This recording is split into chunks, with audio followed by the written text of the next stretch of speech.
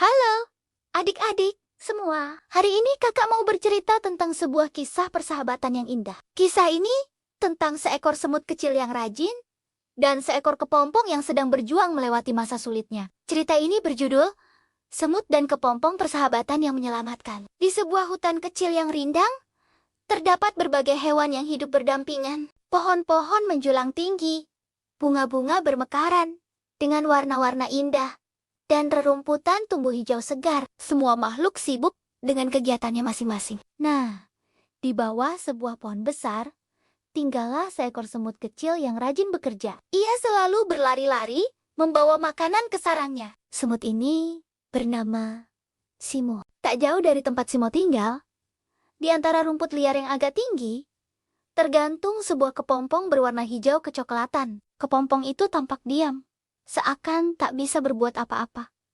Namun di dalamnya ada kehidupan baru yang sedang berjuang. Suatu hari, Simo sedang membawa remah roti yang ditemukannya di tepi jalan setapak. Ia berhenti sejenak karena merasa ada sesuatu yang aneh. Tepat di bawah pohon besar itu, ia melihat kepompong yang terikat oleh rumput liar.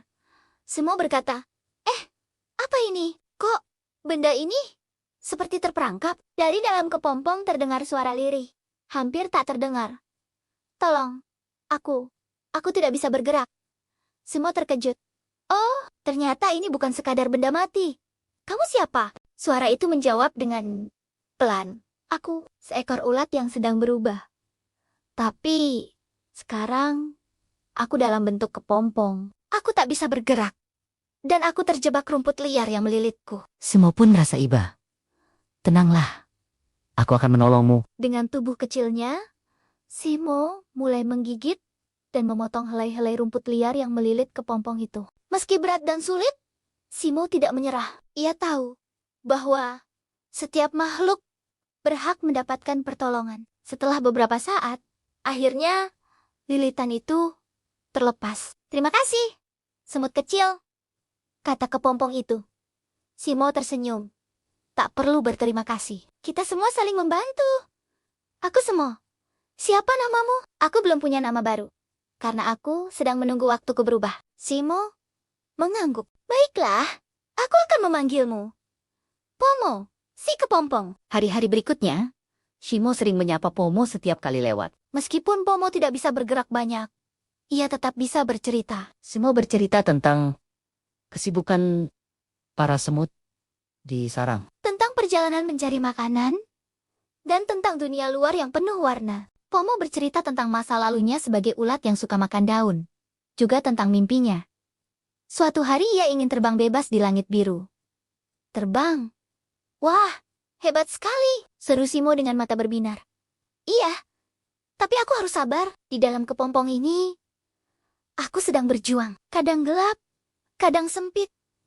Kadang aku merasa tak kuat, tapi aku percaya suatu saat aku akan keluar dan menjadi sesuatu yang indah." Simo terdiam sejenak. "Kamu hebat, Pomo.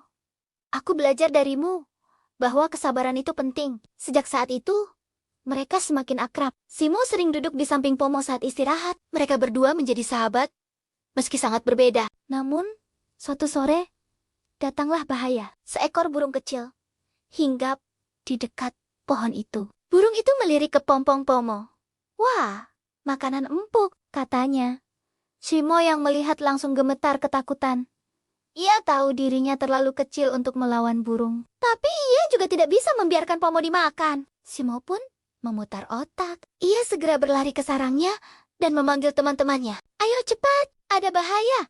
Kepompong sahabatku hampir dimakan burung." Beberapa semut segera datang dan mengerubungi batang pohon.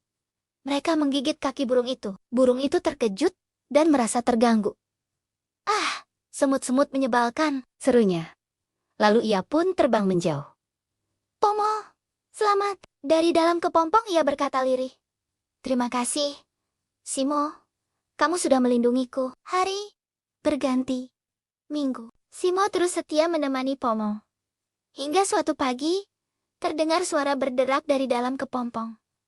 "Simo, waktuku sudah tiba." Kepompong itu retak perlahan. Dari dalamnya muncul sayap yang masih kusut dan basah. Simo terperangah melihat perubahan itu. Perlahan tapi pasti, Sayap itu mengembang, menampilkan warna-warni indah. Biru, kuning, dan sedikit hitam. Pomo bukan lagi kepompong. Ia sudah menjadi kupu-kupu yang cantik. Simo, lihatlah aku. Aku bisa terbang. Simo meloncat kegirangan. Wow, Pomo, kamu luar biasa. Aku bangga padamu. Kupu-kupu itu mengepakkan sayapnya, lalu terbang mengelilingi Simo. Aku tidak lagi terikat. Sekarang aku bebas, berkat bantuanmu. Beberapa hari kemudian, Simo sedang berjalan mencari makanan. Namun tiba-tiba, ia terperosok ke dalam sebuah genangan lumpur yang dalam. Semakin ia berusaha keluar, semakin ia tenggelam. Simo panik. Tolong, aku tidak bisa keluar. Untunglah, Pomo yang kini sudah menjadi kupu-kupu, sedang terbang di atas. Ia melihat sahabatnya dalam kesulitan. Tanpa ragu, ia terbang turun, mendekat ke Simo. Aku akan membantumu. Simo, Pomo mengambil ranting kecil dengan kakinya, menjatuhkannya ke arah Simo. Simo berpegangan, lalu perlahan-lahan menarik dirinya keluar. Akhirnya, Simo selamat. Ia terengah-engah, lalu memandang Pomo dengan penuh syukur. Kali ini, kamu yang menyelamatkanku. Terima kasih, Pomo. Pomo tersenyum. Kita sahabat, Simo. Sahabat sejati, selalu saling menolong, bukan? Sejak hari itu, Simo dan Pomo semakin dekat. Mereka sering terlihat bersama. Simo dengan langkah kecilnya di tanah, dan Pomo dengan sayap indahnya di udara. Perbedaan mereka tidak menghalangi persahabatan yang tulus. Adik-adik, dari cerita ini kita bisa belajar. Pertama, jangan pernah meremehkan kebaikan sekecil apapun. Pertolongan kecil dari Simo bisa membuat perubahan besar bagi Pomo. Kedua, setiap perjuangan pasti ada hasilnya. Pomo yang sabar di dalam kepompong akhirnya bisa menjadi kupu-kupu indah. Ketiga, sahabat sejati akan selalu saling menolong, baik di saat senang maupun susah. Dan begitulah kisah indah semut dan kepompong. Semoga adik-adik bisa mengambil pelajaran bahwa kebaikan dan persahabatan akan selalu kembali kepada kita. Selesai.